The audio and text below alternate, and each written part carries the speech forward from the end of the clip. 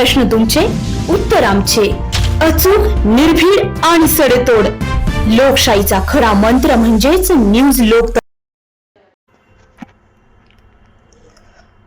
नाशिक जिल्ह्यातील वाडीवरे पोलीस ठाणे हद्दीत एका 25 वर्षीय मुलीचा मृतदेह आढळून आल्याचा धक्कादायक प्रकार समोर आलाय. सदर घटनेने सारूळ परिसर हादरला असून सारूळ शिवारातील मोकळ्या माळरानात खुनाचा थरार घडल्याने परिसरात एकच खळबळ उडाली आहे.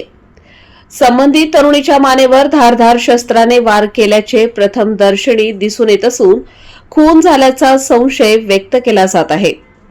मयत तरुणीने काळ्या रंगाचा टी शर्ट, फिकट निळ्या रंगाची जीन्स, पायात पांढरे स्पोर्ट शूज व काळे सॉक्स परिधान केले होते. तिच्या गळ्यात बारीक पिवळ्या धातूची चेन तसेच हाताच्या बोटात अंगठ्या आढळून आल्या आहेत. या प्रकरणी वाडीवरे पोलीस ठाण्यात गुन्हा दाखल करण्यात आला असून पोलिसांकडून तपासाची चक्रे वेगाने फिरवली जात आहेत.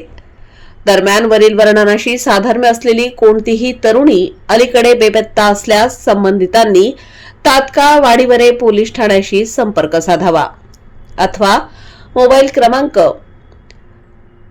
8208625097 या नंबरवर संपर्क साधावा असे आवाहन करण्यात आले आहे. सदर प्रकरणाचे गांभीर्य लक्षात घेऊन पोलिसांनी युद्ध पातळीवर तपासाची चक्रे फिरवली आहेत. न्यूज लोकतंत्र 18 साठी अमिता गावंडे, वाडीवरे, नाशिक.